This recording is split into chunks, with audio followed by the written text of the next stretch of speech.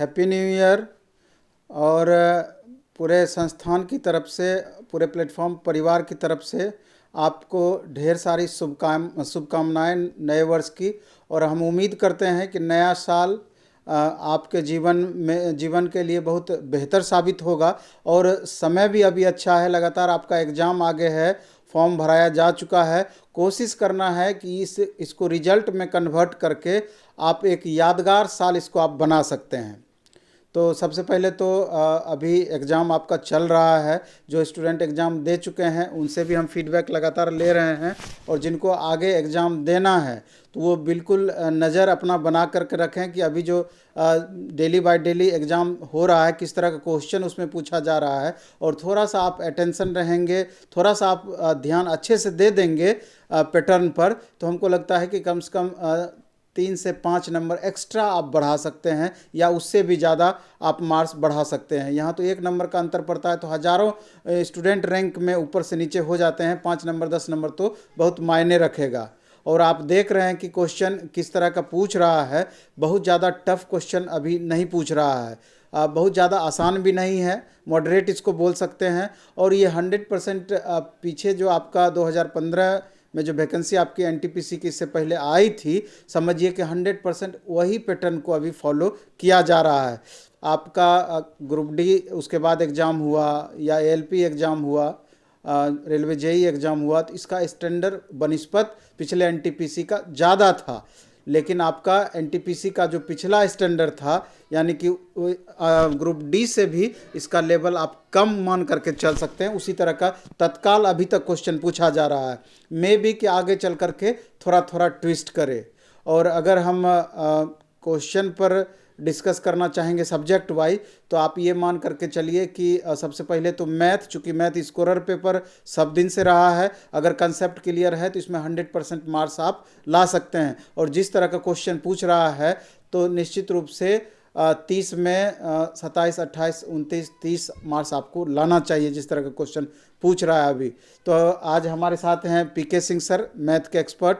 तो हम चाहेंगे कि अभी वर्तमान में जो एग्ज़ाम चल रहा है उसमें मैथ का किस तरह का क्वेश्चन पूछा जा रहा है, और आपको किस तरीके से ध्यान देना चाहिए कि मैथ में मैक्सिमम स्कोर कर पाए, तो उस पर फोकस थोड़ा करेंगे। PK sir. सभी लोग का हैप्पी न्यू ईयर। और आज सर मैथ का एनालिसिस में हम आप लोग का बताना चाह रहे हैं, जो पिछले बार एनटीपीसी 2016-17 में एग्ज़ाम लिया है, बस उसी का पैटर्न फॉलो करके अभी एग्ज़ाम में क्वेश्चन दिया जा रहा है। जैसे टाइम एंड वर्क से 1 या 2 क्वेश्चन आपको एग्ज़ाम में मिलेगा, परसेंटेज से 1 या 2 क्वेश्चन मिलेगा, सीआई और एसआई से 1 क्वेश्चन प्रत्येक सीटिंग में मिलेगा, प्रॉफिट एंड लॉस से मिलेगा, एवरेज से, एलसीएम एसीएफ मतलब नंबर सिस्टम में पूरा 4 से 5 क्वेश्चन आपको बोर्ड मास वगैरह सब लगा करके टोटल 4 से 5 क्वेश्चन नंबर सिस्टम का। रेशियो एंड प्रोपोर्शन से भी 1 क्वेश्चन आपको पूछा जा रहा है। टाइम एंड डिस्टेंस से 1 या 2 क्वेश्चन। एडवांस में आप जाइएगा तो एलजेब्रा में, यदि एलजेब्रा से 2 क्वेश्चन आपको मिलेगा तो ट्रिगोनोमेट्री से 1 क्वेश्चन मिलेगा। मतलब एलजेब्रा ट्रिगोनोमेट्री में 1 या 2 क्वेश्चन वेरिएशन चल रहा है प्रत्येक सीटिंग में। मेंसुरेशन में आपको 2 क्वेश्चन मिलेगा। स्टैटिक्स में आपको प्रत्येक सेटिंग 1 या 2। स्टैटिक्स क्वेश्चन जो आपको है ये उठाया था आपको एनटीपीसी से ही। आपको ग्रुप डी और एएलपी जेई में फिर स्टैटिक्स से नहीं मिल पाया था क्वेश्चन, लेकिन फिर एनटीपीसी दोबारा स्टैटिक्स क्वेश्चन आपको पूछना प्रारंभ किया। प्रत्येक सीटिंग में आपको 1 क्वेश्चन तो मिनिमम मिलेगा, लेकिन मैक्सिमम आपको 2 क्वेश्चन यहाँ से मिलेगा। और आपका एक क्वेश्चन जो मिल रहा है सर अभी फार्मूला बेस्ड जितना दे रहा है, अभी दिया है कि मानक विचलन, प्रसरण, या तो आपका दिया है कि प्रसरण गुणांक निकालना है, वेरिएंस कोएफिशिएंट, स्टैंडर्ड डिविएशन निकालना है, या तो मोड वाला फार्मूला दिया है कि मोड बराबर 3 मीडियन माइनस 2 मीन। इससे आपको रेशियो निकाल करके पूछा जा रहा है। इससे आपको मैक्सिमम 2 क्वेश्चन मिलेगा और मिनिमम 1 क्वेश्चन प्रत्येक सीटिंग में दिया जा रहा है। और डीआईडीएस से जो आपको दिया जा रहा है, अभी तक जितना सीटिंग में पूछा गया है वो पाई चार्ट से मिला है। तो मतलब कि पाई चार्ट पर ही नहीं कमांड रखेगा, जितना आपका डीआईडीएस का टोटल है पैटर्न उस सबको फॉलो कीजिएगा। ज्योमेट्री से 2 या 3 क्वेश्चन आपको मिला जा रहा है। मतलब परसेंटेज पर अगर आप चलिएगा तो 60 से 65% जो आपका मैथ पूछा जा रहा है नंबर सिस्टम और अर्थमेटिक मिला करके। और एडवांस में ये परसेंटेज में चलिएगा तो 35 से 40% आपको एडवांस से क्वेश्चन पूछा जा रहा है। ज़्यादा हाई लेवल का भी क्वेश्चन नहीं है और ज़्यादा लो लेवल का भी क्वेश्चन नहीं है। सर कहें कि मिडरेट है, मध्यम वर्ग का ही क्वेश्चन आपको दिया जा रहा है। थोड़ा सा जितना मतलब आपको पहले पढ़ाया गया होगा या कहीं भी पढ़े होंगे या जहाँ यहाँ आपका कोचिंग में, प्लेटफॉर्म कोचिंग में आप पढ़े होंगे मैथ, सिर्फ ज़्यादा नहीं रिवाइज करना है। अगर कोई भी नहीं ज़्यादा रिवाइज करना चाहते हैं, जितना आपको थ्योरी दिया गया और थ्योरी पर जितना एग्जाम्पल आपको दिया गया, पर सब प्रत्येक थ्योरी और एग्जाम्पल को भी अगर आप इतना रिवाइज करके जाते हैं तो 100% क्वेश्चन आप वहाँ से बना करके एग्ज़ाम से आ सकते हैं। और 4 जनवरी से आपका ऑफलाइन कोचिंग भी खुल रहा है बिहार में।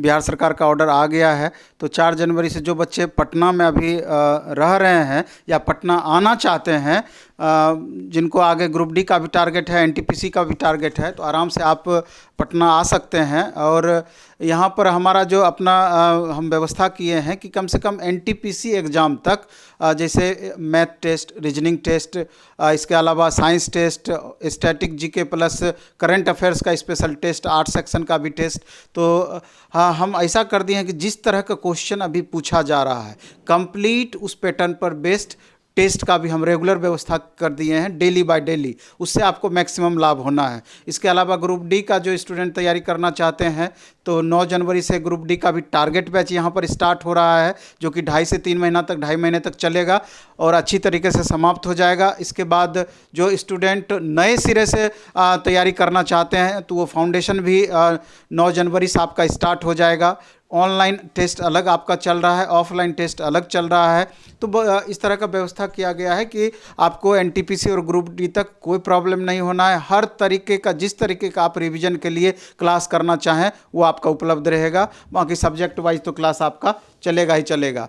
हम ये चर्चा कर रहे थे मैथ का, तो सर डिटेल बता दिए। रीजनिंग में भी कमोबेश वही स्थिति है एनटीपीसी में, जिस पिछले बार जो पूछा गया था क्वेश्चन पैटर्न 100% वही फॉलो कर रहा है। और आप जीएस में भी देखेंगे तो उस समय स्टैटिक जीके से ज़्यादा क्वेश्चन था, और इस बार भी स्टैटिक जीके से आपका ज़्यादा क्वेश्चन पूछ रहा है, साइंस से कम क्वेश्चन पूछ रहा है। इसके अलावा 8 सेक्शन से थोड़ा थोड़ा करके क्वेश्चन पूछ रहा है। तो कमोबेश पैटर्न आपका यही है। और डेली आपको यूट्यूब पर भी क्वेश्चंस उपलब्ध हो ही जा रहा है किसी न किसी चैनल के माध्यम से, तो उसको अच्छे से साथ में स्टडी करते रहिएगा। 100% इसका लाभ आपको मिलेगा ही मिलेगा। रोमन न्यूमरल दिया था सर मैथ्स में, एक नया मतलब कि कोई सिटिंग में आपको जो पूछ रहा है वो रोमन अंक पूछा जा रहा है। रोमन अंक पहले मतलब कि जो जनरल कंपटीशन में नहीं पूछा जा रहा था, अभी एनटीपीसी में कोई सेटिंग में आपको रोमन अंक, तो रोमन अंक के बारे में थोड़ा सा आप लोग कहीं भी चैनल से देख लीजिएगा और एक बार उसको देख करके जाइएगा कि रोमन डिजिट डेसिमल डिजिट से रोमन डिजिट में चेंज करने के लिए देगा या रोमन डिजिट से डेसिमल डिजिट में देगा। पिछले बार भी एनटीपीसी में कुछ क्वेश्चन हम देखे हैं, उस तरह का पूछा था।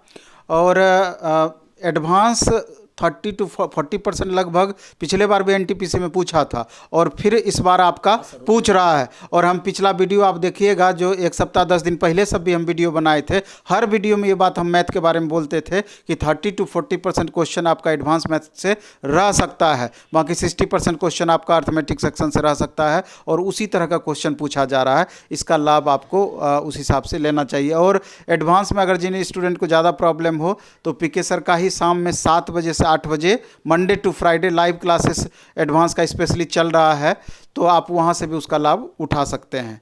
तो चलिए इस वीडियो में हम इतना ही रखेंगे।